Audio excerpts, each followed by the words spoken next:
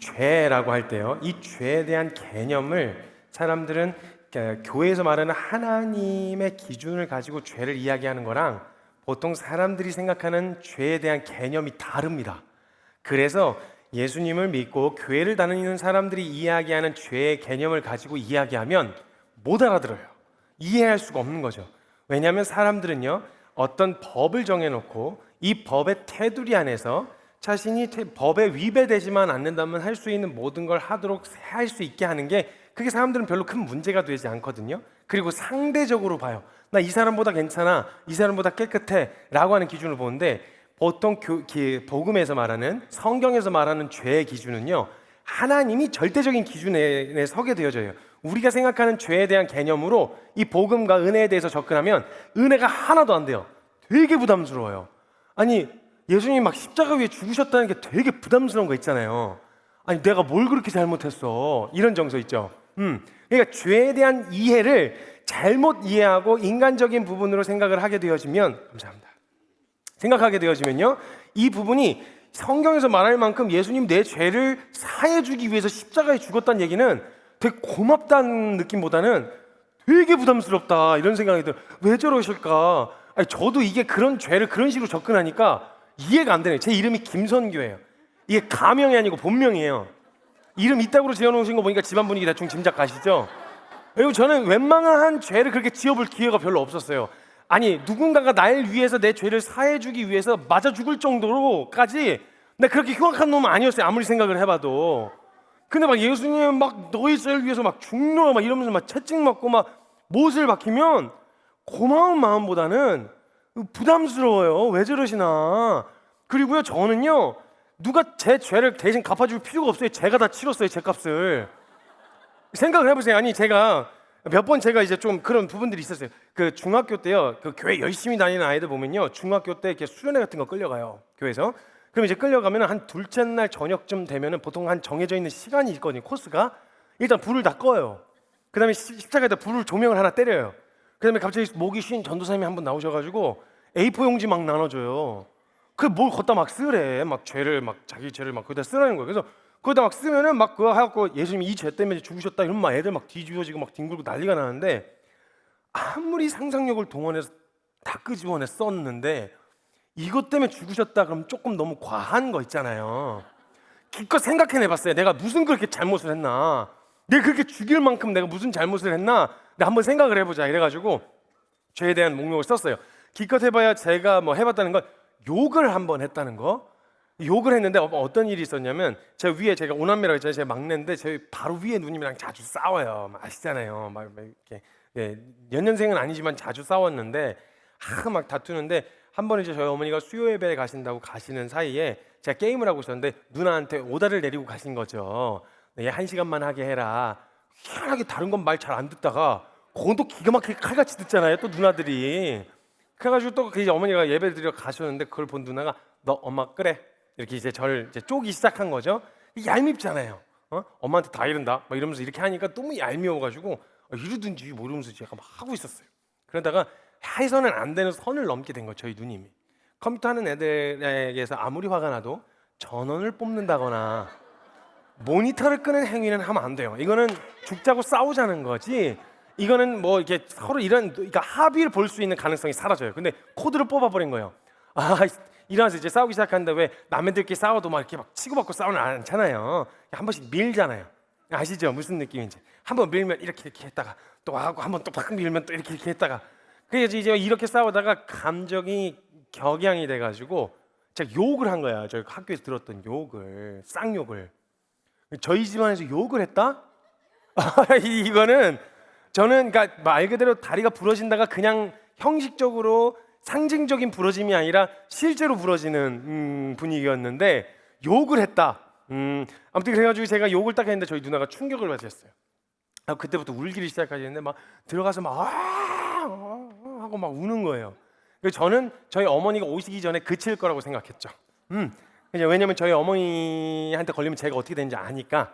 그래도 1시간이나 남았으니까 수요일에 가신 지 얼마 안 됐고. 근데 제가 그때 당시에 이제 좀 되게 좀 집의 상태가 이렇게 컨테이너집 이렇게 나무 판자집 이런 데서 살고 있었을 때였어요. 그러니까 초인종이 필요 없어요. 발가락 소리가 들려요. 밖에 들어오는 소리가 바다작 바다작 이러면서 막 으깨지는 소리가 막 들리는데, 들어오는 소리가 딱 들리는데 거진 멈췄어요. 거진 지쳐가지고 저희 누나 울음이 거의 멈춰가고 이제 이 마무리 단계였어요. 아, 이제 이것만 하면 이 고민만 넘기면 될 것 같다 싶은 생각이 딱 들었는데, 갑자기 어머니 발자국 소리가 들리니까 갑자기 다시 하고 막 끌어내서 다시 울기 시작하는 거예요. 와, 이 큰일 났다. 그래서 제가 바짝 긴장해서 했는데 저희 어머니가 딱 들어오셨죠.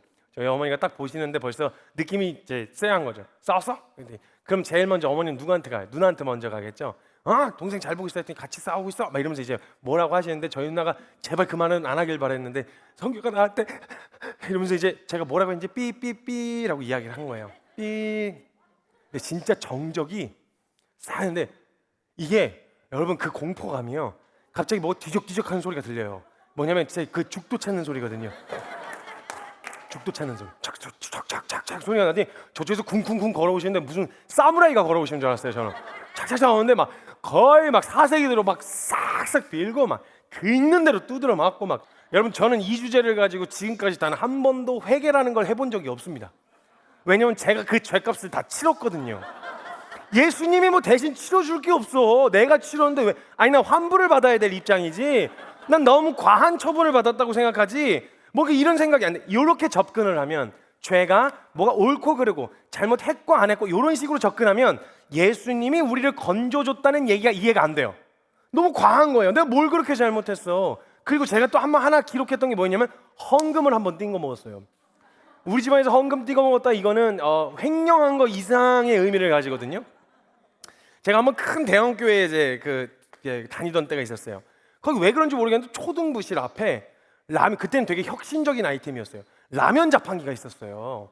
근데 이게 끓여서 나오는 거예요. 여러분, 요즘에는 흔하지만 옛날에는 이게 뭐야 할 정도로 굉장히 혁신적인 아이템이었단 말이에요. 그래갖고 막 이제 하는데, 거기는 되게 부유한 집안의 아이들이 많은 교회였어요. 근데 이제 제가 친한 친구가 하나 있었는데, 그 친구가 교수님 아들이었는데, 그 교수님 아들내미는 항상 아버지가 데려다 주신 때 헌금 플러스 용돈도 같이 주셨어요. 그래서 그 용돈으로 저를 라면을 계속 사줬어요, 매주. 근데 남자가 또 어떻게 얻어먹기만 해요. 또 나도 한번 싸줘야 되겠다, 싸나이가 한번 싸줘야지 이렇게 해갖고 이렇게 생각을 하고 사주려고 했는데 돈이 있어야죠. 근데 제가 딱 생각난 게 헌금이 생각난 거예요. 다른 건 모르겠는데 용돈 잘 안 주셨는데 헌금은 꼬박꼬박 주셨으니까. 그래가지고 이제 어머니가 저를 데려다 주시는 것까지 확인하고 올라가시는 것까지 체크한, 가자 이래갖고 데리고 가고, 제가 넣고 그 라면 자판기 하나, 그때 500원이었거든요. 눌렀어요. 그래서 밑에서 이제 끓여서 나오고 있는 차인데 뭔가 쎄한 거예요. 뭔가 느낌이 쎄한 거예요. 그래서 고개를 살짝 돌려서 봤더니 어머니가 저를 데려다주고 계단을 올라갔다가 뭘 놓고 와서 전해줄게 해서 다시 내려와가지고 전해주려고 하는데, 거기서 제가 돈을 밀어넣고 버튼을 누르는 것까지 목격을 다 하신 거예요. 그래서 이 돈이 어디서 났을지는 뻔한 거잖아요. 그래서 이제 헌금이 어딨냐고 물어보신 거죠. 근데 제가 또 횡설수설 거짓말을 했죠. 저는 이 주제에 대해서 지금까지 한 번도 회개를 해본 적이 없습니다. 제 죄값을 제가 치렀어요. 네, 전 1,000원 띵거 먹고 10만 원어치 두드러 맞았으니까 주님이 99,000원을 거슬러 줘야 될 판이지, 이걸 갖다가 예수님 내가 너희를 위해 죽는 이러면 되게 부담스러워요.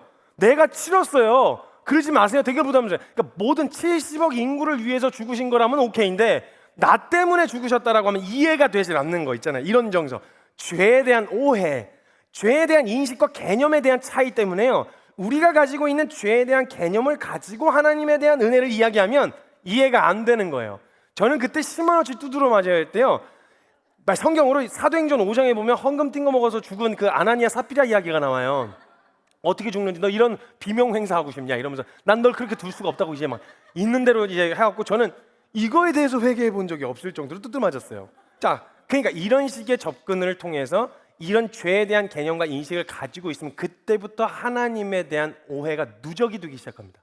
나 별다를 게 없는데 왜 이런 심판을 받아야 되는데, 내가 왜 죄인인데 내가 뭘 그렇게 문제를 일으켰어? 주변 사람한테 피해를 준 적이 있어? 아니면 내가 남한테 뭐 해를 가한 적이 있어? 난 그런 거 한 적 없어. 나름대로 착실하게 열심히 살았다고. 근데 당신이 뭔데 날 죄인 취급을 해? 이런 정서가 찾아 들어온단 말이에요. 네, 이런 오해들이 누적이 되고 쌓여서 이 개념을 벗겨내지 않은 채 만약 우리가 신앙생활하면 거기서부터 그 삐딱한 방향성 때문에 계속 오해가 쌓이는 거예요. 그래서 먼저는 이 죄에 대한 내용은 나중에 또 기회가 되면 다루고, 첫 번째 먼저는 하나님의 마음에 대한 영역, 그 마음에 대한, 하나님이 어떠한 분이시고 그분이 저와 여러분을 향해 갖고 있는 마음이 어떠한 것인지에 대한 이 오해부터 벗겨내야 그 다음에 이 죄에 대한 내용, 십자가에 대한 내용, 이 내용을 다 다뤄낼 수가 있어요. 그래서 먼저 어떤 마음이시길래 하나님이라고 하는 존재가 있는데 절대적이래, 신이래. 근데 그 왜 나한테 이렇게 목매해? 왜? 절대적이라며. 마음에 안 들면 그냥 싹 쓸어버리고 그냥 하면 되는 거지 자기가. 근데 왜 이렇게 나한테 목을 매? 이렇게 넌 집착하는 거 너무 싫어해. 막 약간 이런 느낌을 받는단 말이죠. 하나님의 마음이 어떤 마음인지, 어떤 마음과 눈으로 저와 여러분을 바라보고 계신지에 대한 이해가, 오해가 조금 벗겨져야 된단 말이죠. 우리가 흔히 사람과 사람을 인격적인 관계 안에서 관계를 할 때요, 사람들이 누군가가 나를 사랑해주고 누군가가 나를 인정해준다라고 했을 때는 보통 인정받고 사랑받을 조건이 있어야 됩니다. 내게 뭔가 그런 게 있을 때 날 인정해주고 뭔가 있을 때 사랑받는다는 걸 알아요, 다들. 그래서 이러면 형제님들이 되게 난감하고 어려워질 때가 있어요. 자매님들의 그 유도 신문을 시작할 때 형제님들은 어쩔 줄 모르겠습니다. 정말 어쩔 줄 모르겠는데, 예를 들면 내가 왜 줬냐고 물어보잖아요. 이거 진짜, 이거 제발 그런 거 하지 마세요. 형제님들은 아무리 답을 알려줘도 이걸 이해할 수 있는 기능 자체가 없습니다. 그러니까 기대도 하지 마시고요. 왜 줬냐고 얘기하면, 예를 들면 뭐 이런저런 얘기를 할 수 있잖아요. 예뻐서, 내 눈에 당신 너무 예뻐, 뭐 이런 얘기 할 수 있잖아요. 그러면 그거까지 받으면 되잖아요. 다시 물어요. 그럼 내가 못생겨지면 나 싫어하겠네? 이런 식으로 막 캐묻기 시작하면 너무 환장하겠는 거죠. 이거 어떻게 수습해야 될지 모르겠는 거예요. 근데 여러분, 사랑이라고 하는 속성 자체는 우리가 흔히 이해하는 연애 감정과는 좀 다릅니다. 사랑이라고 하는 속성 안에 연애 감정은 들어있을 수 있는데, 연애 감정 자체를 사랑으로 이해하면 그래서 뜨겁다 식어버리면 끝나는 그런 정서라고 생각하는 거예요. 그래서 하나님에 대한 인식도 그렇게 생겨요. 날 사랑하셔도 내가 받을 만한 게 없고 내가 인정할 받을 만한 게 없으면 하나님도 날 떠나시겠지, 하나님도 날 똑같이 취급하실 거야. 왜냐하면 사람들과의 관계에서 늘 그런 식의 대우를 받았었거든요. 여러분, 알게 모르게 내가 있을 땐 있었던 사람이 내가 뭔가 없으면 사라져버리는, 그러니까 내가 아니라 내가 가지고 있는 부수적인 무엇에 의해 있었던 사람들, 이게 이런 인식들과 이미지가 인격적인 관계 안에서 형성되어지다 보니까 하나님에 대한 인식도 그렇게 생기는 거예요. 하나님한테도 뭔가 인정받아야 돼. 그러니까 두려운 존재가 되는 거죠. 잘하면 뭔가 보상을 받는데 못하면 그냥 냅다 그냥 내쳐지는 이런 인식을 받게 되어지는 거예요. 자, 그럼 이런 오해부터 벗겨갈 텐데요. 여러분, 이렇게 한번 생각해 보시죠. 저와 여러분 안에 하나님의 마음을 이해하기에는 너무 어려운 정서들이 깔려 있어요. 기준들이. 그건 먼저 드러내면서 한번 시작해 보자는 거예요. 여러분이 생각하실 때, 자, 쓸모 있는 사람이다, 이 사람은 정말 쓸모 있는 사람이에요 라고 이야기를 할 때, 그 쓸모 있다고 말하는 사람들은 보통 어떤 사람들을 보고 쓸모 있다고 할까요? 그냥 막 던져보시죠, 편하게. 유익이 될 만한 사람. 맞아요, 자기에게 유익이 될 만한 사람. 예를 들면 뭐 일을 잘하고, 그 답을 뭉뚱그려서 한 번에 다 해주셨어요. 그죠? 그 모든 내용이 나왔을 때 그 대답이 나오는 거였는데 다 내게 유익이 될 만한 사람이죠, 그죠? 네, 어떤 영역의 전문성을 가지고 있다거나, 그러니까 드러나고 보여지는 외형적인 거, 이쁘고 잘생겼거나 일을 너무 잘한다거나 아니면 센스가 있다거나 아니면 재력과 능력이 있다거나 이런 것들로요. 그래서 사람들은요, 보통 사람들을 평가하고 판단하는 기준이 내가 딱 봤을 때 이 사람 보여지는 무엇, 가지고 있는 능력, 실력, 스펙, 외형적인 거, 외모, 이런 걸로 평가를 하고요, 이런 걸로 평가를 받아요. 실제로 우리가 살아가는 인생이. 그러니까 내가 관계를 유지하려고 한다면 이런 걸로 평가할 뿐만 아니라 평가를 받고 있기 때문에, 받는 것도 생각하고 있기 때문에 이런 걸 갖추기 위한 노력들이 굉장히 많이 시간이 소요가 됩니다. 재밌는 게 뭐냐면, 제가 청년들 많이 만나고 돌아다니잖아요. 재밌는 거 뭐냐면요, 그냥 있는 대로 말씀드리면, 대학교를 다닐 때 어떤 아이들이 이름을 좀 알아줄 만한 대학교 다니는 친구들 있잖아요. 그런 친구들은 자기가 어느 학교에 다니는지 앞에 꼭 붙이더라고요. 저는 서울대학교 다니는 학생 누구입니다, 이렇게 소개를 하는데요. 그러니까 자기가 가지고 있는 것이 누군가에게 유익이 될 수 있을 뿐만 아니라 나 인정받을 만한 무엇인가를 가지고 있다는 것을 어필하기 위해서 자기를 소개하라 그러면 자기 자신에 대한 소개보다 누군가에게 유익을 줄 수 있다고 하는 것을 굉장히 부각시켜서 설명해요. 신뢰를 줄 수 있는, 저 사람 그런 사람이구나, 이렇게. 왜냐면 그런 걸로 평가하고 평가받는 분위기와 문화가 조성되어 있기 때문에. 그래가지고 이런 걸로 평가하고 평가받는다라는 거예요. 근데 이게 이름 잘 못 들어본 이제 학교를 다니는 학생들 있잖아요. 이거 뭐 좋다 나쁘다 이걸 나누는 게 아니에요. 근데 스스로 그래요, 스스로. 학생입니다. 그냥 그래요. 네, 어디 학생이라고요. 학생. 그런 거 묻지 말고 학생, 딱 학생. 이렇게 그러니까 자꾸 이렇게 뭔가 인정받지 못할 것 같은 영역이 있다라고 한다면 자꾸 그걸 숨기려고 하는 경향이 있어요. 왜 그런 거냐면 보여지는 드러나는 것으로 서로를 평가하고 판단하는 이런 문화가 분위기가 조성이 되어 있기 때문에 그렇다는 거예요. 이거는 보여지는 것으로 서로 평가하고 판단하는 이런 문화는요, 교회에서 말한 성경에서 말한 가치관하고는 전혀 다른 가치관이에요. 이건 정확하게 성경과 상관없는 세속적인 가치라고 표현할게요. 제가 여기서는 성경이 말한 가치관하고는 전혀 상관이 없는 정반대의 세속적인 가치관입니다. 보여지는 것, 드러나는 무엇으로 그 사람을 평가하고 판단하려고 하는 거예요. 그래서 아마 여러분 딸 자녀들이 누군가 남자친구나 여자친구를 데려오면 그냥 뭐 연애하는 거니까 그러려니 하는데, 아마 우리 어머니들께서 그 딸내미가 있으신 분들은 남편을 결혼할 대상으로 남자를 데리고 오면 이 질문을 반드시 하실 거예요. 뭐 하는 사람이니? 그렇죠? 그 사람 뭐 하는 사람이니? 이걸 반드시 물을 거란 말이에요. 왜냐하면 그 사람이 무엇을 하고 있냐. 일단 외모보다 더 중요한 건 그때 당시에 그 보여지고 드러나는 무엇, 그 사람이 가지고 있는 무엇으로 그 사람의 어떠함을 평가하는, 이런 게 상식적으로 우리 안에 인간관계 안에 퍼져 있는, 만연해 있는 분위기예요. 이런 분위기가 우리끼리 할 땐 괜찮아요. 근데 이게 하나님하고의 관계에서도 이런 식으로 관계를 하게 되어지니까 문제가 생기는 거예요. 우리는 보여지는 게 다이라서 그렇게 표현하고 이야기할 수밖에 없지만 하나님은 그러시지가 않거든요. 뒤에 그 이야기를 하게 될 텐데, 여러분 이렇게 생각해 보세요. 뭐 하시는 분이세요? 라고 하는 질문을 할 때요, 이렇게 대답하면서 당당하게 대답하시는 분을 제가 아직은 본 적이 없어요. 뭐 하시는 분이세요? 백수입니다. 놀고 있어요. 뭐 이렇게 얘기하는데 당당하게 얘기하시는 분은 아직 못 봤고, 그 이야기를 듣고 감동을 받으시는 분 역시 본 적이 없습니다. 놀고 계세요? 와, 진짜 이 팍팍한 현실에서 놀고 있네? 와, 진짜 놀고 있다. 이렇게 감동을 받으시는 분 역시 본 적이 없어요. 그러니까 이런 분위기와 문화 자체가요, 내가 누군가에게 그 사람이 뭔가 있고 없고 하고 안 하고가 그 사람을 설명하는 게 아닌데도 불구하고 우리는 내 주변에는 항상 내게 필요로 한 사람들만 채워넣길 바라고, 나도 누군가에게 그런 대상이 되고 싶은 그런 마음이 있다라는 거예요. 여러분, 그래서 부모님들조차도 사실 기대하는 게 있어요. 다 어린아이 때 자식한테 뭐 기대하냐고 물어보면 다른 거 없대요. 자기는 건강하게만 자라달래요. 아무 탈도 없이 건강하게만 자랐으면 아무 소원이 없겠대요. 오케이, 그 기도 제목에 우리 하나님이 100% 응답하셔가지고 30대가 되고 40대가 됐는데 이 자식이 오직 건강하기만 해. 진짜 오직 다른 거 하나도 없이 올리 건강하기만 해. 괜찮으시겠어요? 밥 잘 먹고 잘 싸고 잘 자. 오직 이것만 잘해. 건강하잖아요. 얼마나 건강해. 괜찮으시겠냐고요. 이거 솔직히 쉽지 않습니다. 그죠? 그 나이대에 맞는 어떤 뭔가를 해주길 바라지, 그래도 야 이건 너 좀 너무한 거 아니냐 이런 생각이 든단 말이죠. 그랬대도 아니 건강하게만 자라달라 그래서 난 우리 어머니 마음을 진짜 그런 줄 알고 효도하려고 100% 그렇게 해드리려고 애를 썼다 이렇게 얘기하면 화가 나겠죠. 좀 답답시럽단 말입니다.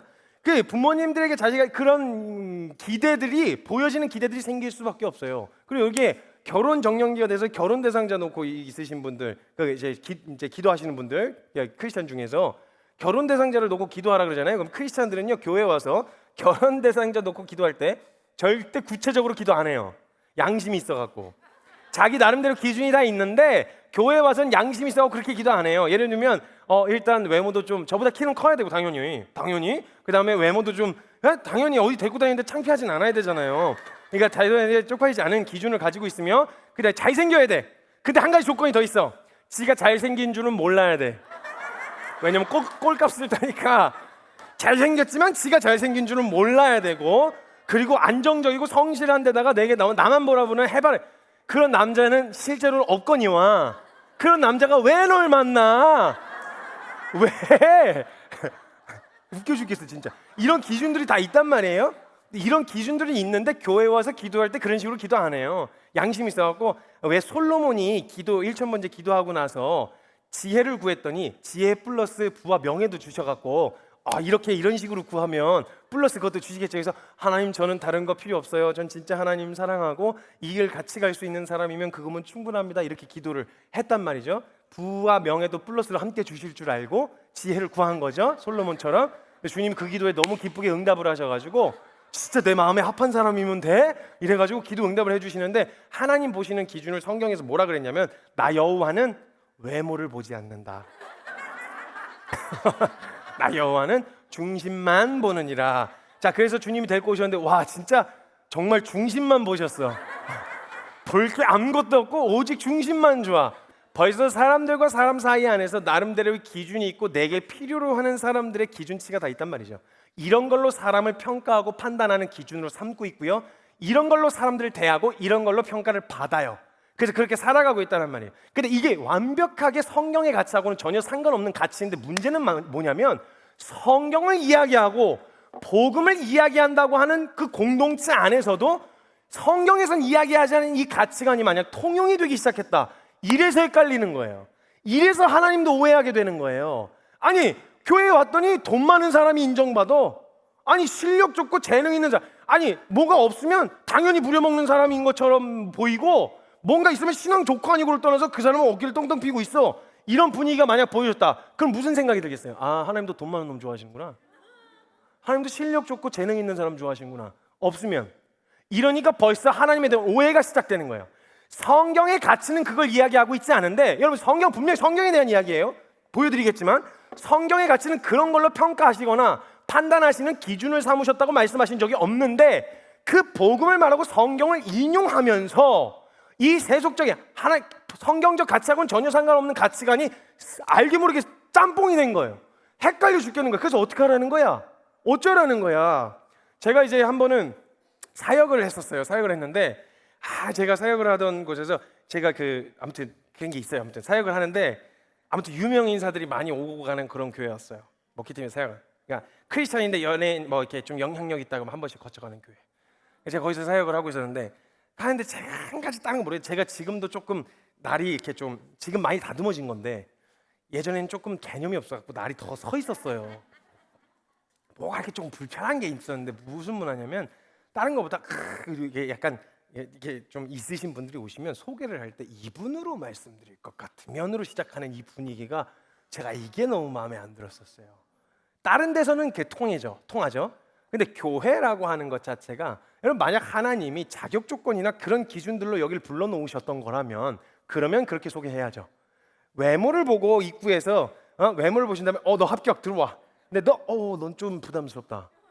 넌 안 되겠다. 그래서 만약에 외모로 입구 컷을 하셨거나 입구에서 자르시거나 재력 보고 실력 보고 능력 보고 입구에서 커트하셨으면 그런 사람들 모아놨으면 그 중에서 재력 있는 사람들 그렇게 소개하는 건 괜찮아요. 근데 우리가 들어온 이유가 뭐냐? 우리가 말씀 앞에 하나님 앞에 설 수 있게 되어진다는 근거가 뭐냐? 받을 자격이 없는 자에게 하나님이 일방적으로 자격이 없는데도 불구하고 일방적으로 주신 선물, 이 은혜 때문에 저와 여러분이 여기 와 있고 이 말씀 앞에 설 수 있는 거거든요. 근데 여기서 우리끼리는 자격을 논한다. 이게 말이 안 되는 거예요. 이게 조금 불편했어요. 걱정하지 마세요. 제 뒷담화 까는 게 아니고 앞담화예요. 제 이러고 돌아다니는 거 아세요. 너무 잘 지내고 있으니까 걱정하지 마세요. 그래서 제 이분은 많이 안 돼요. 제가 3주에 한 번씩 번갈아가면서 설교를 하는데 제 차례가 될 때까지 기다리면서 이제 칼을 갈았죠. 제 차례가 됐어요. 올라와서 막 여기 나리 걔네 많이 오시는 거였어요. 국회의원 나리 나리 많이. 근데 제가 웬만한 거 그런 거 갖고 이렇게 잘 맞추는 게 잘 안 되거든요. 개념이 없어갖고 어디 붙어있는 데가 없으니까 얘기했잖아요. 그렇다고 존중은 하죠. 당연히 그들의 노력과 애씀에 대한 부분을 얘기하는 게 아니에요. 이게 은혜하고 직결될 땐 절대 그렇게 할 수 없는 부분이에요. 제가 올라가자마자 거기 다 계셨는데 안녕하십니까? 저는 하나님을 사랑하는 김선교 형제라고 합니다. 이렇게 소개를 했어요. 다 알고 있는데 그 벙찌죠. 왜 소개를 하나 갑자기 뜬금없이.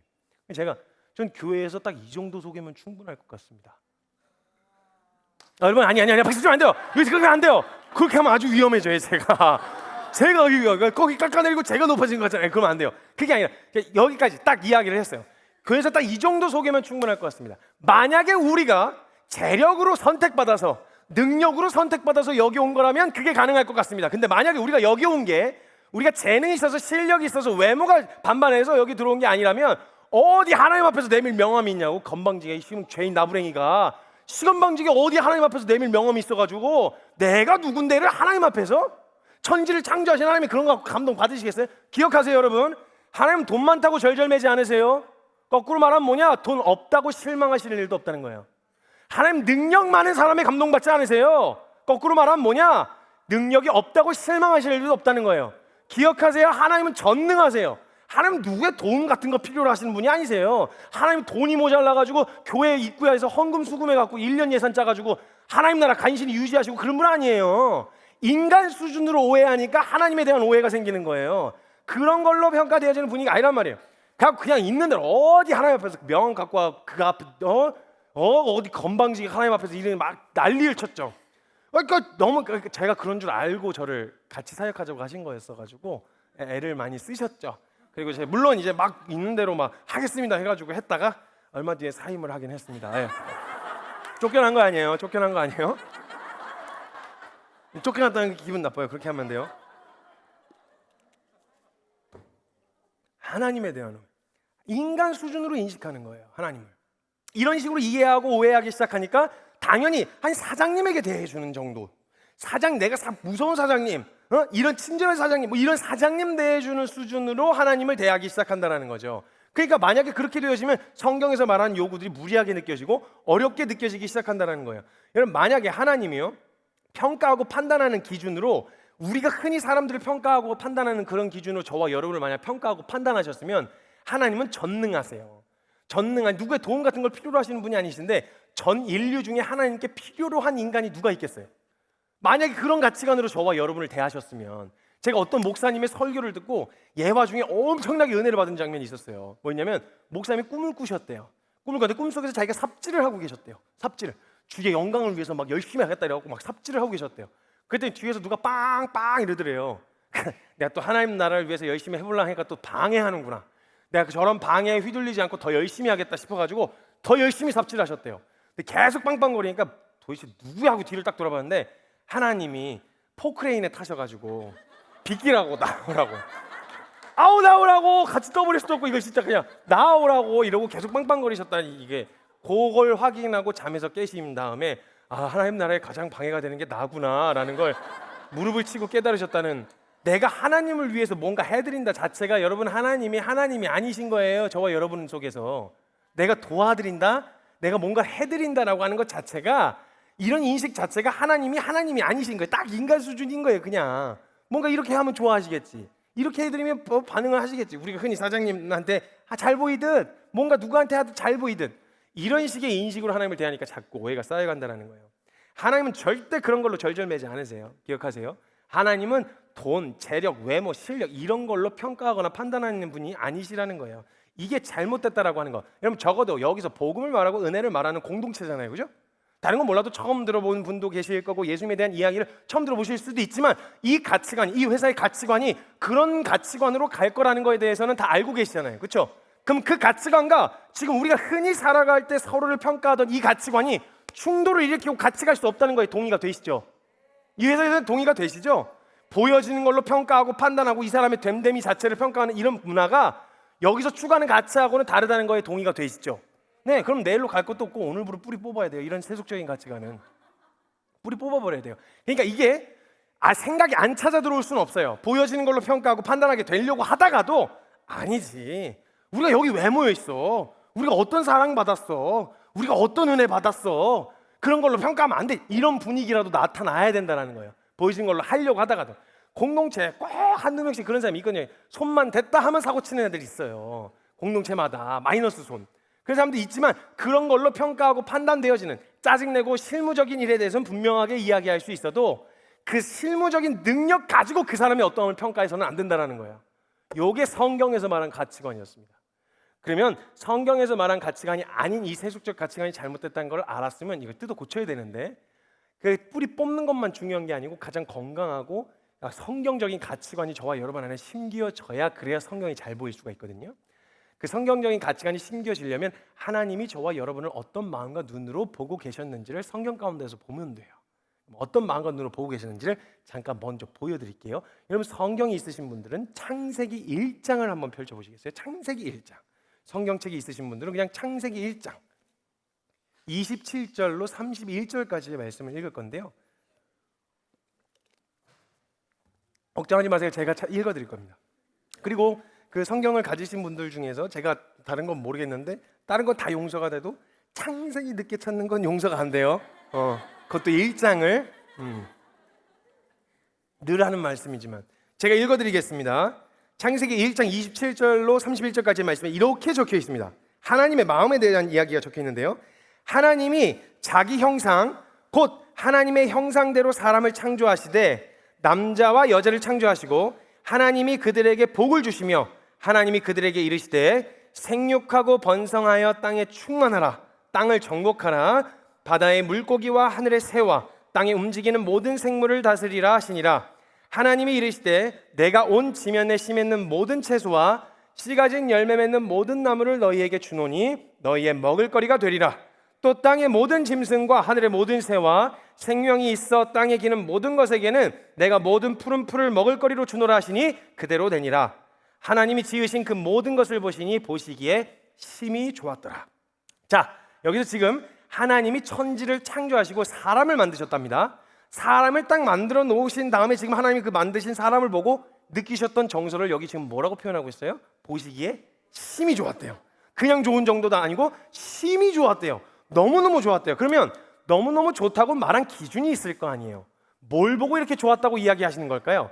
하나님 지금 보셨을 때 너무너무 보기가 좋아서 너무 기뻐서 너무 즐거운 거예요. 그냥 그러니까 이렇게 좋다고 말하는 기준이 있을 텐데 도대체 뭘 보고 이렇게 좋아했냐는 거예요. 한번 생각해 보죠.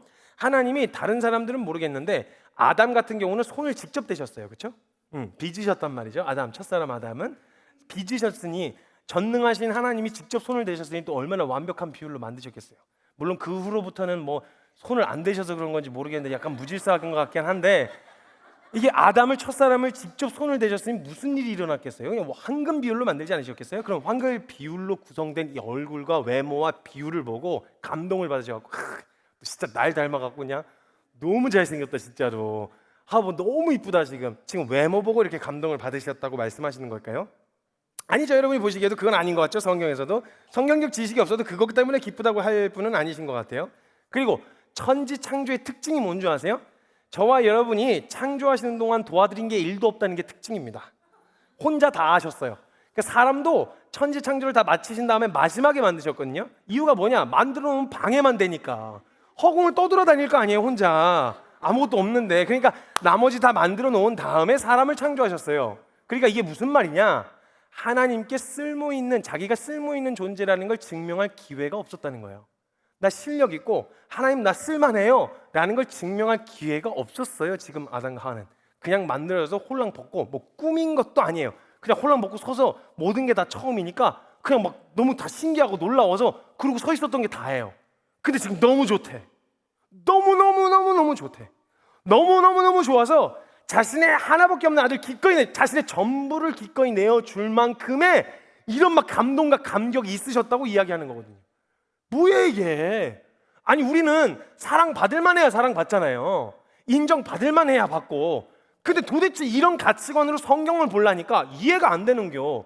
도대체 뭘 한 게 없고 이쁨 받을 만큼 그렇게 사랑을 받을 만큼 뭔가 한 게 없는데 얘네들은 지금. 근데 왜 이렇게 뭐 자신의 전부를 줄 만큼 사랑한데 그러니까 소설같이 느껴지는 거예요. 왜냐면 난 한 번도 그런 거 받아본 적 없거든요. 그러니까 저와 여러분이 다른 얘기는 몰라도 하나님이 저와 여러분을 사랑하셨다는 이야기를 믿는 게 가장 어려운 일이에요. 왜냐면 한 번도 그런 걸 받아본 적이 없거든요. 심지어 부모에게서조차도. 아무리 아껴주고 하더라도요. 기대하는 기대치가 있기 마련이에요.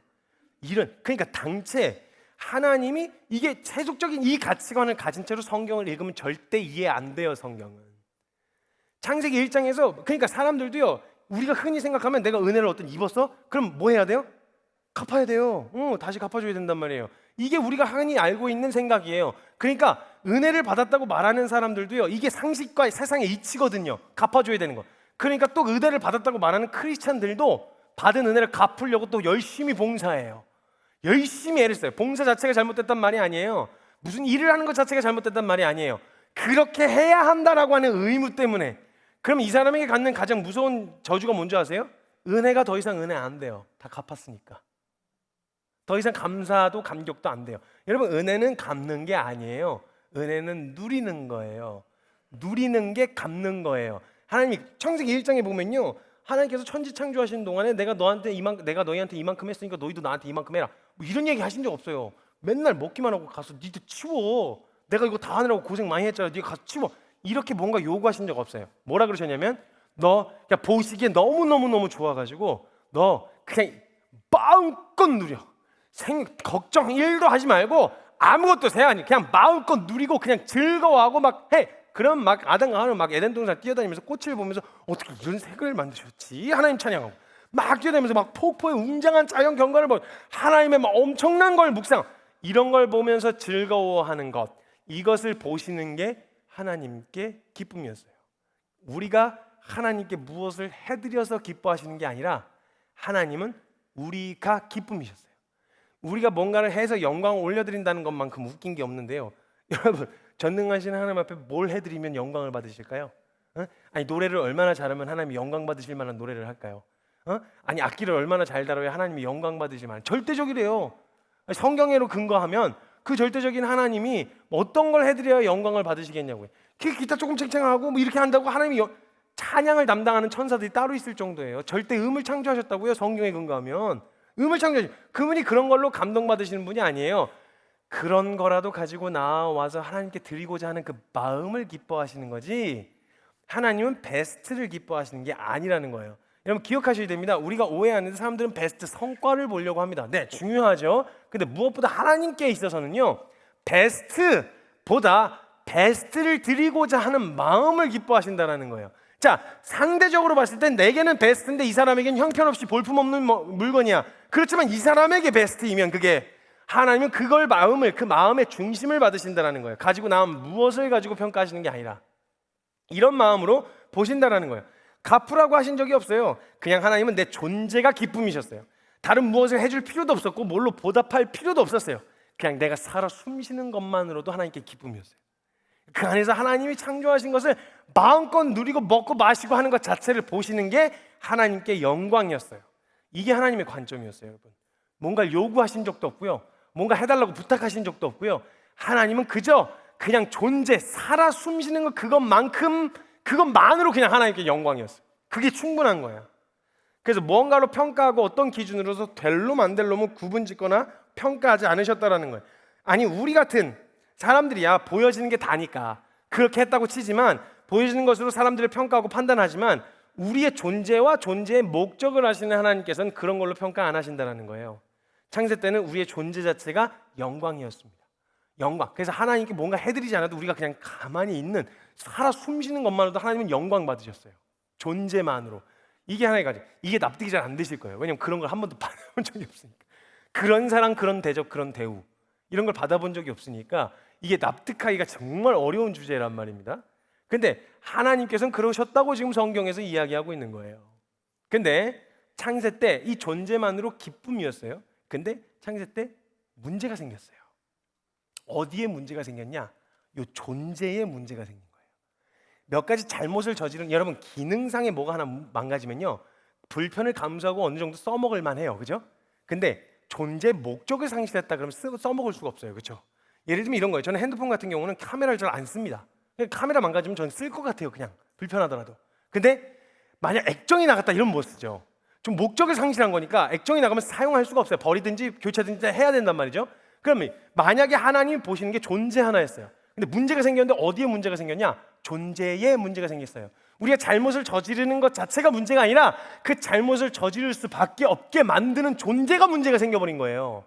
그러니까 열매에 대한 부분으로 봤을 때는 많은 열매가 맺혀지지 않다고 하더라도 이 나무가 계속 생명력을 공급받고 있는 한 언제든 다시 그 열매가 맺혀질 가능성이 열려있다는 거죠.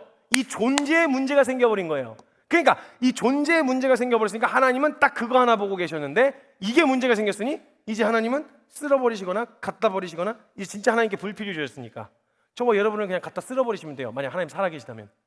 만약 안 믿으시는 분들도 계셔서, 만약 하나님이 살아계신 거라면, 성경대로라면, 만약 존재가 망가져버렸다 그러면 더 이상 저와 여러분은 하나님께 쓸모는 없어요. 필요가 없단 말이에요. 그거 하나 보고 계셨는데 그게 망가졌으니. 그럼 쓸어버리시거나 확 갈아엎으시거나 전능하시다니까 다시 재창조를 하시면 되거든요. 근데 놀랍게도 그렇게 쓸모없게 되어져 버린 게 맞는데도 불구하고 하나님은 지금까지도 우리를 바라보시는 관점이 바뀌지가 않았어요. 이게 무슨 말인지 보여드릴게요. 여러분, 제가 여러분에게는 이게 가치가 없을지 몰라도 제가 이것에 가치를 부여하면요, 저는 여러분들이 이건 제가 100만 원을 제가 줄 만한 가치가 있다고 생각하는 물건이 있다고 칩시다. 여러분들에게 가치가 없어도 내게 그 정도에 투자할 만한 가치가 있다고 생각하면 저는 100만 원을 투자하여 이걸 살 거죠. 사겠죠? 그러니까 이건 가치의 문제, 객관적인 가치도 있지만 주관적으로 내가 이거에 대한 얼마나 의미를 부여했느냐에 따라서 완전히 다른 물건이 되는 거거든요. 제가 한 번은 여러분 피규어 아시죠? 애들 장난같이 생긴 거. 이 피규어 여러분 저는 그거 돈 주고 안 사요. 살 일이 앞으로도 없을 것 같아요. 근데 제가 어느 날 어떤 집에 초대를 받아 갔는데 그 아들 내미가 이 피규어를 모으는 거예요. 걔네가 하는 거 아무것도 없어요. 그냥 이렇게 가만히 서 있어요. 이게 다예요. 근데 집 방 청소는 안 하는데 그 찬장 청소를 하는 거예요, 걔가.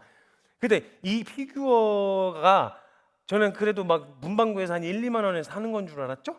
근데 그 찬장 안에 엄청 빽빽하게 있었는데 그거 다 합하면 수천만 원이 나온다는 거예요. 저는 그 돈 주면 소 한 마리가 생각나지 그게 그 피규어로 생각이 안 나거든요.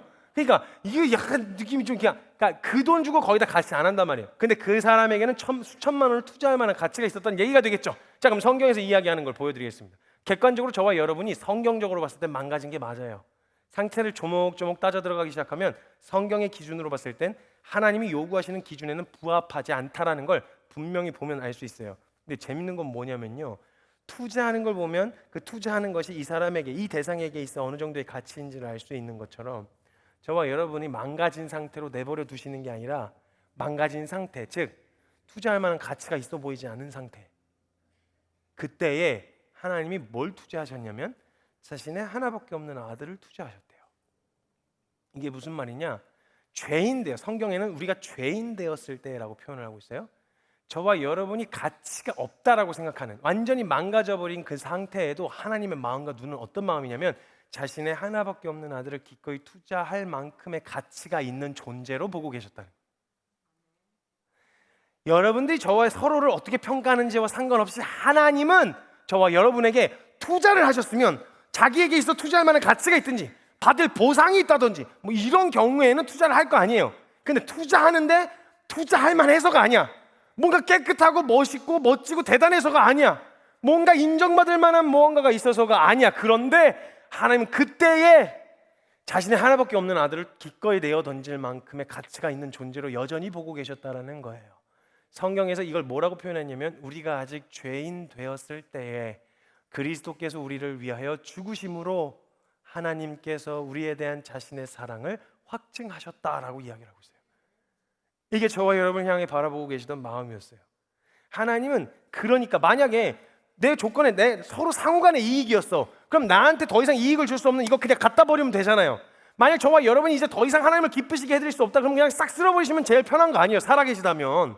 근데 그렇게 하지 않으시고 이런 마음과 눈으로 바라보고 계시니까 어떻게든 회복하려고, 어떻게든 회복시키시려고, 존재만으로 기쁨이었던 그때로 회복시켜 주시려고 계속 전하게 하시고 들려주라고, 내가 어떤 마음인지를 알려주라고 계속 하시는 거예요.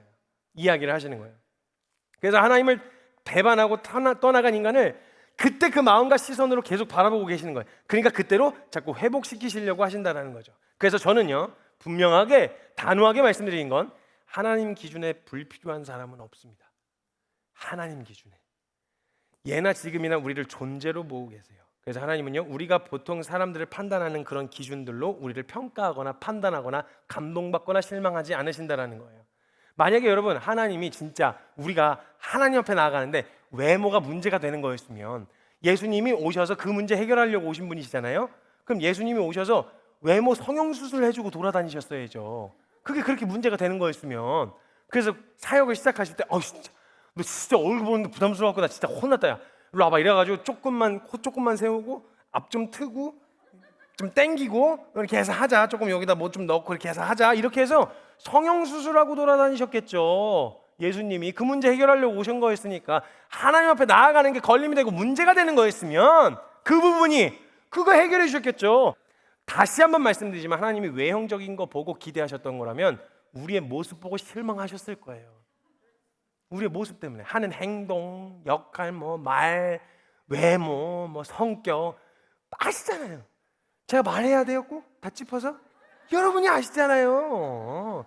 다 실망하신다니까. 서로 깊이 알아가다 보면 실망하실 수밖에 없다라는 거예요. 근데 하나님이 우리를 그렇게 포기하실 수 없는 건요, 우리가 하나님 앞에 합당하지 않은 자리에 서면 설수록 하나님의 마음에는 창조하실 때, 여러분을 딱 계획하시고 디자인하실 때부터 딱 그냥 존재하는 것만으로 기쁨이 있잖아요. 생각하는 것만, 생각만 해도 너무 행복한, 여러분을 꿈꾸는 것만으로도 너무 행복했던 그때 그 마음과 눈으로 보시는데 그때가 너무 사무치도록 그리우신 거예요. 하나님은 어떻게든 그때로 회복시키시려고 하신다는 거예요. 그래서 하나님이 사람들을요, 크게는 두 가지로 보신다고 저는 생각을 해요. 원형으로 회복되어질 존재, 두 번째는 원형으로 회복된 존재. 그래서 이 모습으로 회복되어져서 하나님이 저와 여러분이 우리를 존재로 보고 계신, 그래서 복음을 주실 때요, 특정 누구에게 선택받은 사람, 특별한 사람들에게만 주신 게 아니라 모든 민족에게 미칠 큰 기쁨의 좋은 소식이라고 하셨어요. 잘생겼냐, 못생겼냐, 장애가 있냐 없냐, 이거 하나님 앞에 아무런, 병이 있냐 없냐, 가난하냐 부유하냐, 이건 하나님 앞에 나아가는데 아무런 문제가 안 돼요. 기억하세요. 돈이 있다고 주님이 돈이 많다고 흥분하시고 막 인정해 주시는 것도 아니고, 없다고 실망하실 일도 없어요. 장애가 있는 게 하나님 앞에 나아가는데 문제가 되어지지 않아요. 건강해도 장애가 있어도 없어도 상관없고, 병이 들어도 건강해도 상관없고, 부여해도 가난해도 하나님 앞에 나아가는 데는 아무런 문제가 없다고 이야기하시는 거예요. 왜냐하면 그게 문제가 되는 거였으면 해결해 주셨겠죠. 이게 성경에서 저와 여러분을 보고 계신다던 하나님의 마음이었습니다. 근데 이 은혜를 받았고 이 은혜를 안다고 말하는 저와 여러분이 서로는 어떻게 보고 계신가요? 서로는 어떤 기준으로 평가하고 계신가요? 존재한 존재로 봐야 됩니다. 그러니까 이게 이 마인드, 이게 이 가치와 방향성이 너무 중요한 거예요. 그렇게 보여지지 않는 방향에서 공격이 들어온다고 하더라도 아니지, 가장 존귀하지, 아니지, 가장 사랑스럽지, 이런 마음과 눈으로 볼 수 있는 눈이 열려야 된다는 거예요. 근데 제가 돌아다니면서 청년들 만나보지만요, 만연에 있는 차 상담하고 이야기를 하면 만연에 있는 분위기가 있습니다. 뭐냐면 실패, 패배감, 완전히 그냥 억눌려서 완전 쪄들었어요. 그냥 물론 상담을 받으러 와서 고민을 이야기하는 친구들 대부분의 그런 친구들이라서 그렇겠지만, 이 친구들 얘기를 들어보면 그냥 막 완전히, 크리스찬들은 또 실패감이 따블이에요. 아니 세상에서 잘 살아남든지, 근데 세상에서 잘 살아남지 못할 거면 믿음이라도 좋든지, 근데 세상에서도 안 되고 믿음도 안 좋아. 그러니까 실패감이 따블인 거예요. 그러니까 완전히 막 우울하고 완전히 실패감과 이 패배감에 쪄들어 있는 거예요. 잔뜩 위축되어 있는 거예요. 그러니까 그런 보여지는 것으로 그 사람을 그 사람으로 보는 게 아니라, 그런 분위기, 만약에 뭔가 희소 가치가 있는, 인정받을 만한 무엇인가가 없으면 내 스스로가 인정받지 못하는 것 같고, 내가 불필요한 것 같고, 사는 게 도움이 안 되는 것 같은 분위기가 조성이 된 거예요. 그런 분위기 앞에서 자기가 완전히 무너지기 시작하는 거죠. 세상이야 뭐 그런 걸로 평가하는 분위기니까 그렇다 치지만, 만약에 믿는다고 말하는 공동체 안에서도 그런 걸로 평가받아서 낙심하게 되어진다면요, 충격인 거예요.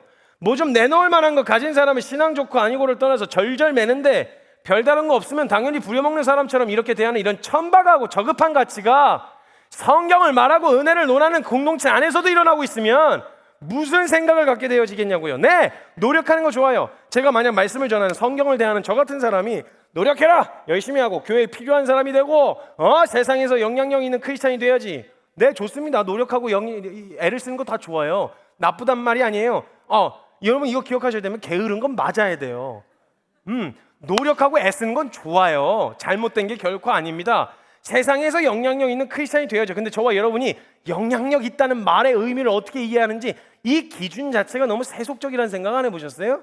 아니 죄다 총리 되면 누가 국민을 해요? 요셉처럼 죄다 총리가 되면 누가 국민을 해요? 국민이 있어야 총리가 있는 거지. 어떤 이는 총리의 자리에 세우시죠. 그 자리에서 주님이 세우신 자리에 맡길 수 있고, 어떤 이는 사람들이 보기에는 천해 보이는 지금 자체를 맡을 수 있지만, 그 사람은 상관없이 그리스도인은 그 자리에 있게 해주신 그 자리에서 어떤 영향력을 행사하냐면요, 놀라운 거 가르쳐 드릴게요. 제가 믿는 세상에서 영향력이 있는 크리스찬은요, 죄인들을 불편하게 하는 능력을 가지고 있어요.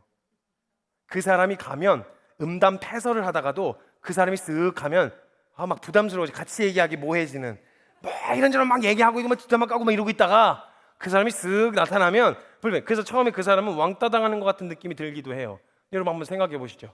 인생은 반드시 본질적인 질문 앞에 설 수밖에 없는 순간이 찾아옵니다. 근데 그 순간에 같이 음담패설하던 사람 찾을까요? 아니면 그 영원한 것을 항상 진지하게 고민하던 그 사람 찾아갈까요? 그래서 하나님 주님 말씀하셨어요. 소망의 이유를 물으러 올 때 그것에 대답할 말을 항상 준비해 놓고 있으라고. 갈망을 가지고 찾아올 수밖에 없다고 이야기를 하셨단 말이죠. 만약에 이런 걸로 자꾸 서로를 평가하는 분위기와 기준을 마련해 놓으면요, 하나님에 대한 오해와 인식이 그렇게 쌓이는 거예요. 아, 하나님도 능력 있는 사람 좋아하시는구나. 아, 하나님도 저런 사람 쓰시는구나. 나는 안 되겠네. 뭐 이런 생각이 찾아 들어와서 하나님에 대한 오해가 생긴다라는 거예요. 제가 그런 오해에 완전 쪄들어 있었던 사람이었어요. 제가요, 한 번은 제가 선교단체에서 아주 어렸을 때부터 사역을 해왔었거든요. 사역을 해왔는데 제가 17살 때 선교사로 헌신을 했어요. 검정고시를 일찍 다 치르고 17살 때로 다 헌신해갖고 사역을 해오는데, 제가 나이가 어리다는 건 경험이 부족하다는 얘기죠. 뭔가 맡길 수 있는 게 없는 거예요, 저에게. 제가 주로 하던 사역이 노가다였습니다. 거의 한 10년을 노가다만 했어요. 말이 노가다가 아니고 진짜 실제로 노가다요. 곡괭이질하고 삽질하고 예초기 돌리고 농약치 뭐 이런 거, 보수 작업하고 공사하고 이런 것들이 주로 업무였어요, 제 업무. 그리고 저 이거 말씀 전하고 강의하고 돌아다닌 지 얼마 안 됐어요. 근데 아무튼 제가 그런 일들을 하고 있었는데 매년 군복 바지 입고 돌아다니고 막 이렇게 해서 이게 제 그냥 스타일이었어요. 거의 그렇게만 사역을 해오고 있었는데 어느 날 이제 제가 속해 있었던 단체 팀이 이렇게 몇 개월마다 한 번씩 바뀌는데, 팀 역할이 바뀌는데 제가 한번 팀 배정을 받았는데 그 팀은 한 번 모였다면 한 3, 4천 명씩 모이는 행사와 집회를 주관하는 팀이었어요. 그러니까 큰 뭔가 사역적으로 뭔가 커 보이잖아요. 제가 기대가 생긴 거예요. 나도 뭔가 조금 사람들한테 좀 드러날 만한, 매년 화장실 청소하고 막 주방 맨날 이거 해가지고 맨날 저 보면 이렇게 깨재재한 막 이런 게 있었거든요. 근데 나도 뭐 조금 사람다운 조금 뭔가 이렇게 드러날 만한 뭐 이런 거 할 수 있겠다. 왜 그런 거 있잖아요. 막 무전기 차고 다니면서 여보세요 막 이렇게 하는 거 있잖아요. 그럼 막 사역다운 사역 같은 거 하는 거 같아 보이는 느낌이 일다운 일. 그런 거 같은 느껴지잖아요. 그래서 기대를 잔뜩 했어요. 근데 그때 제가 받았던 직임이 뭐였냐면 창고 정리였어요. 창고 정리. 근데 누구도 그런 중요한 일을 시켜주겠다고 말한 적이 없었는데 저 혼자 기대했다가 저 혼자 실망해버린 거예요. 저 혼자.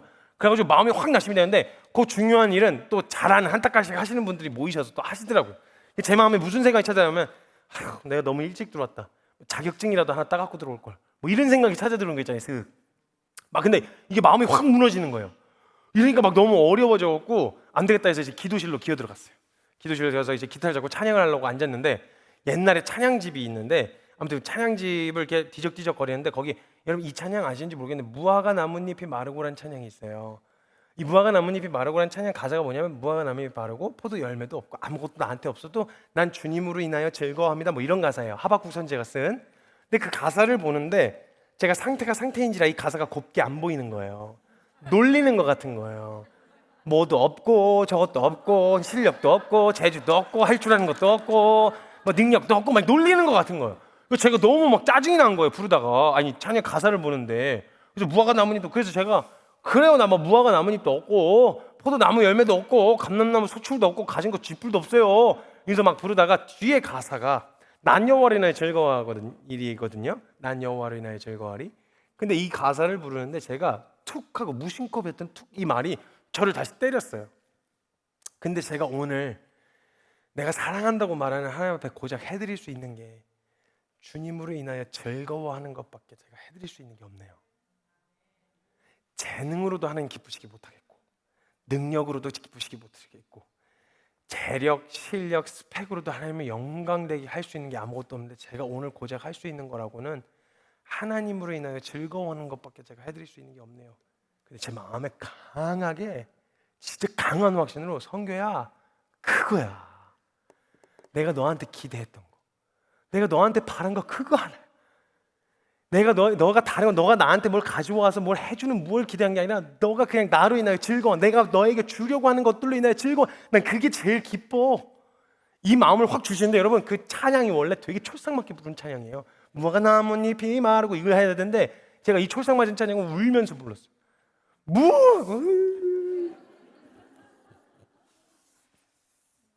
생각해보세요. 엄청 맛있는 걸 차려놨어요. 맛있는 걸 차려놓고 제가 이 사람이 어떤 사람이 와서 먹었죠. 먹은 사람에게서 차린 사람이 떨어질 걸 기대하고 있으면 이 사람 뭐 하는 사람이죠? 장사하는 사람이죠. 그렇죠? 근데 만약에 맛있는 걸 차려놨어요. 근데 먹는 것만 봐도 이뻐. 더 잘 먹으면 너무 이뻐.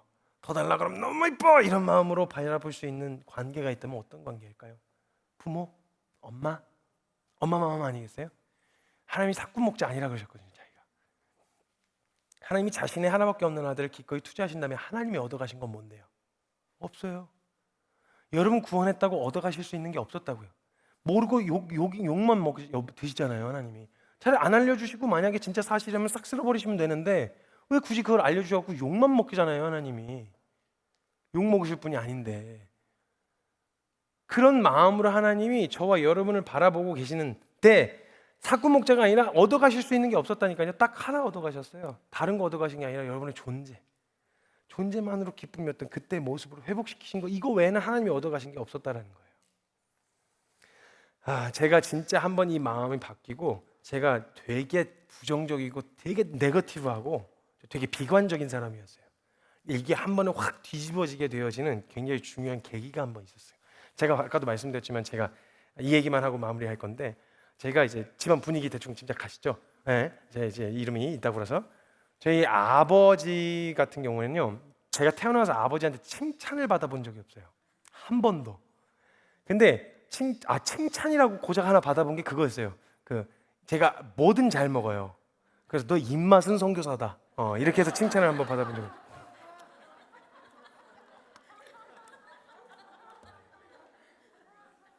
그거 외에 제가 칭찬을 받아본 기억이 없어요. 제가 어느 정도였냐면요, 제가 18살 때 처음 강의를 해본 적이 있어요. 성교사 17살 때 헌신했는데 땜빵 강사로 가서 처음 강의를 해봤는데 몰랐어요. 내용도 모르고 아무것도 모르고 땜빵이라 그래서 갔어요. 뭐 청소년인데 사역자라니까 한번 불렀죠. 그래서 갔는데 저는 어떤 분위기인지 몰랐는데 알고 봤더니 소년원에 송치되는 아이들 소년의 송치되고 결정된 아이들 대상으로 이제 들어가기 전 전도 집회처럼 하는 거였어요. 몰랐죠 저는. 그리고 가자마자 제가 당신들은 죄인이십니다 막 이러면서 막 이랬다가 분위기 진짜 살벌해서 막 으씨 뭐 이러면서 막 이러면 여기까지 막 문신한 애들이 막 거의 잡아 죽이려고 그러는 거예요. 그 생명의 위협을 느껴가면서 강의를 마무리하고 사례비라고 조금 받았어요. 그걸 받으니 무슨 마음이 들겠어요? 아버지한테 인정받고 싶은 마음 이런 거 들잖아요. 아들내미들은 그런 마음들이 있거든요. 그리고 제가 이제 이걸 가지고 아버지한테 한번 가봐야 되겠다 이래가지고 아버지한테 갔어요. 가가지고 제가 봉투를 딱 놓고 이게 이제 막 좀 칭찬해 달라는 거 아니에요 이게. 그래서 제가 이제 그렇게까지 얘기를 했으면 딱 하고 좀 잘했다 뭐 이렇게 얘기를 하셔야 되는데 저희 아버지가 어느 정도이셨냐면 그 분위기가 쳐다도 안 보시고 저를 응시하시면서 쳐다보신 다음에 선교야, 넌 네가 생각하는 거 입으로 이야기하는데 별로 어려움이 없지? 제가 어렸을 때부터 전도 훈련을 받았거든요. 아주 어렸을 때 말뛸 때부터. 그러니까 너가 생각하는 걸 입으로 표현해내는데 별로 어려움이 없지? 그래서 난 또 무슨 칭찬을 또 해주시려고 그렇게 또 심오하게 접근을 하시나 싶어가지고 네 그랬죠. 그랬더니 저를 보시더니 성규야 넌 그래서 가장 불쌍한 인간이 될 수도 있어 이러시는 거예요. 저보고 아니 너가 만약에 이런 내용이에요. 너가 만약에 어떤 과목을 가르치는 강사다라고 하면 스타 강사가 말 잘하면 스타 강사가 될 수도 있고 이렇겠지. 근데 너가 만약 전하려는 게 복음이고 하나님의 말씀이다. 너 이 생각이 삶을 거치지 않고 주댕이로 바로 나오면 네가 전하고 네가 버림받는 가장 불쌍한 인생이 될 수도 있다. 이 얘기였던 거예요. 그래도 때와 장소가 있지. 그 상황에서 할 얘기는 아니잖아요. 일단 칭찬 좀 해놓고 그 다음에 와갖고 얘기를. 제가 이게 왜 화가 난 줄 아세요? 안 받으셨냐? 받으셨어요. 그걸로 절 빼놓고 삼겹살을 구워 드셨더라고. 제가 아주 이런 마음, 이제 이런 정도의 분위기였단 말이에요. 칭찬을 받아본 적이 없는데 제가 다른 건 모르겠는데 어렸을 때부터 험하게 사는 환경 자체가 좀 험했어서 제가 다른 건 모르겠는데 좀 개발된 게 하나 있는데 남들보다 비위가 좀 좋아요. 더럽게 안 느껴지는 건 아닌데 막 이렇게는 안 해요. 뭐 음식물 쓰레기가 있다, 막 대변을 뭐 화장실 청소해야 된다, 뭐 하도 그게 하던 게 주 1이라 별로 그게 더럽게 느껴지지가 않아서 일을 하는데 굉장히 수월하게 하는 그런 장치에 좀 개발됐었어요. 이게 빛을 발했던 게 이제 군대 전역하고 제가 훈련 단체에 가서 훈련을 받는데 그건 이제 이런 게 빛을 발하죠. 막 그냥 막 하고 그냥 막 음식물 쓰레기 보고 막 이렇게 안 하고 그냥 막 이렇게 하니까. 근데 제가 받는 훈련 단체 저희 아버지께서 그 말씀을 전하러 강의를 하러 오신 거예요. 딱 마주친 거예요. 근데 그때는 제가 아버지를 할 수가 없는 상황이었거든요. 근데 그때 제가 칭찬을 받은 것 같다라고 하는 느낌이에요. 칭찬도 아니야. 그러니까 표정으로 칭찬하신 것 같다 이런 생각이 들었어요. 확인 안 해봤어요. 아니라 그러면 은혜가 싹 가시니까 확인은 안 해봤고 그냥 그런 것 같다고 지금도 혼자만 생각하고 있는 건데요. 아무튼 그렇게 청소하는데 제가 거기서 화장실 청소를 하는데 화장실 앞에 다들 웅성웅성한 거예요. 왜 그런가 봤더니 역류를 한 거예요. 화장실 대변기 쪽이 막 난장판이 돼 있었겠죠. 그래서 지금 고무장갑이 모자라서 고무장갑 사러 갔다는 거예요. 그래서 빨리 하고 쉬자. 자꾸 이런 거 하고 이렇게 하지 말고 비켜봐라. 그랬더니 저를 탁 잡아요. 심각하다고. 아니 됐다고. 뭐 심각해봐요. 얼마나 심각하겠냐. 별의별 꼴 다 봤거든요. 제가 그런 것들은, 그런 종류의 것들은 제가 별의별 꼴 다 봤어가지고 뭐 심각해봐요. 얼마나 심각하겠어 하고 갔는데 심각한 거예요. 제가 봐도. 근데 어떻게 남자가 칼을 뽑았는데 막 그냥 돌아가실 수가 없잖아요. 그래서 이제 그걸 걷어붙이고 맨손으로 청소를 하기 시작해서 역류를 한 거니까 이런 분위기 있잖아요. 막 어떻게 막 이게 저는 그게 안 돼요. 막 더럽긴 한데 하고 씻으면 되지 뭐, 하고 빨면 되지 뭐, 약간 이런 정서거든요. 근데 그렇게 하다가 막 물로 하면서 정리하니까 막 튀잖아요. 오물들이 쳐 있는 상태에서 손톱 밑에 껴가지고 이 냄새가 일주일 동안 밥을 못 먹어서 밥을, 이게 분명 난 콩나물 먹었는데 왜 냄새가 이게 맛이 이게 일주일 동안 고생했다니까요. 아무튼 그래갖고 청소를 하는데 제가 온갖 오물을 뒤집어 쓰고 하고 있는 채로 다음 역할을 정리하려고 넘어가는 사이에 저희 아버지가 화장실에 들어가시다 저하고 마주쳤어요. 근데 저를 보시는데 표정이 세상 본 적 없는 표정, 진짜 세상 한 번 본 적 없는, 지금까지도 본 적이 없는 표정으로 진짜 대견 뿌듯 이런 식으로 보고 계신 거예요. 저는 이게 이해가 안 되는 거예요. 아니 뭐 아들 자랑하려고 치면 이거 어디 가서 뭐 자랑이나 하겠어요? 아니 뭐 아들 자랑하려고 치면 우리 아들이 어느 대학교 들어갔는데, 우리 아들이 어느 회사 들어갔는데, 뭐 이런 거는 있어도 야 우리 막내 아들이 맨손으로 똥을 치고 있더라고, 이런 걸 어디 가서 자랑이나 하겠냐고요. 자랑이나.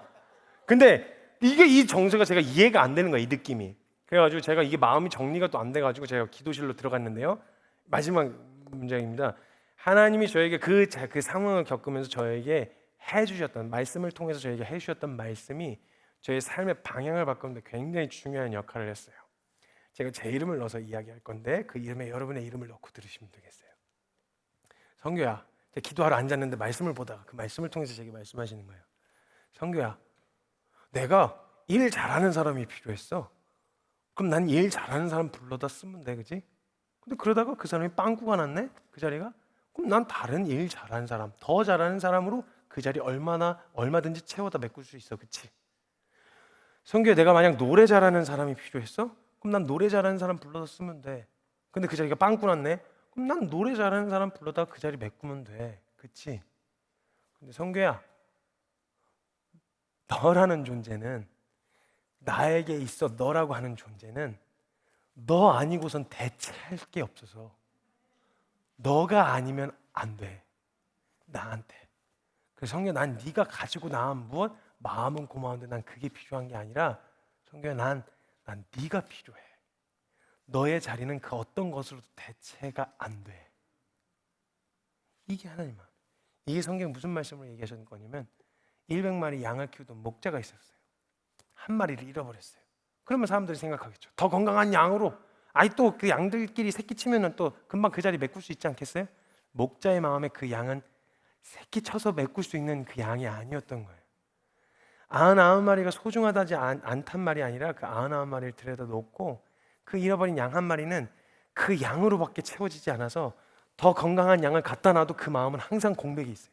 더 건강한 양, 더 많은 양을 갖다 놔도 그 잃어버린 양의 자리는 채워지지가 않는 거예요. 그럼 이 정도 기독교 역사 인구 정도 채워졌으면 그만하실 법도 하잖아요. 근데 그거 못 하시는 이유가 그 사람 포기를 못 하겠는 거예요. 하나님 마음에 들려주고 싶은 거예요. 한 번만 더, 한 명만 더, 한 사람만 더, 이런 마음으로 찾고 또 찾고 찾아 나서는 그 목자의 마음에 대해서 이야기해 주신, 내게 있어요 하나님에게 있어요 나는 그런 존재였구나를 알게 되어진 순간 남들이 날 어떻게 보든 무슨 상관이에요? 남들이 별 가치 없이 취급하는 무슨 상관이에요? 하나님이 그렇다 하시는데, 날 창조하신 분이 그렇다 하시면 그런 거지. 이 결론이 내려지는 순간요, 비관적으로 생각했었던 그 모든 것들에 대한 가치가 다 뒤집어졌어요. 상황 여전히 환경 그대로 남아 있어도 제가 주어진 그 상황을 바라보는 저의 마음 달라질 수밖에 없는 거예요. 사랑하는 여러분, 이 자리에서 혹시나 처음 들으시는 분들 계실 수도 있겠고 하나님에 대한 인식이 어떤 오해가 가지고 계신 분들이 있으실지 모르겠지만 하나님에게 있어서 저와 여러분을 향한 마음은 그랬어요. 사람들이 아무리 가치 없이 저와 여러분을 취급해도요, 하나님에게 있어 저와 여러분의 존재는 자신의 전부를 기꺼이 집어내어 던질 만큼의 가치가 있는 존재였고, 여러분의 자리는 여러분 당신이 아니면 그 자리가 메꿔지지가 않아요, 하나님 마음에. 그래서 하나님의 사람들을 보내셔서 계속 외치게 하시고 돌아오라고 알려주시는 거예요. 그 복음 들려드리고 싶은 거예요, 저희는. 여러분, 정말 믿기 어려운 이야기일 수 있겠지만 하나님이 저와 여러분이 어떠한 것과 여러분이 가지고 있는 어떠함과 상관없이 사랑하신다라고 하는 이 결론, 믿기 어려우시겠지만 받아들이시기로 결정하여 마음을 한 번만 여시고 그 말씀 받아들이고 결정하시면요, 그 안에 준비해 놓으신 그 엄청난 보물들을 발견하실 수 있을 거라 확신합니다. 하나님 감사합니다. 하나님의 마음과 그 사랑을 알 수 있도록 주님 붙들어 주시고 이 마음 알려주셔서 하나님 이 사랑을 받을 수 있도록 주님, 여기에 참여한 모든 이들이 그 하나님의 사랑 안에 거할 수 있도록 주님 함께하여 주십시오. 감사드리며 예수님의 이름으로 감사하며 기도드립니다. 네.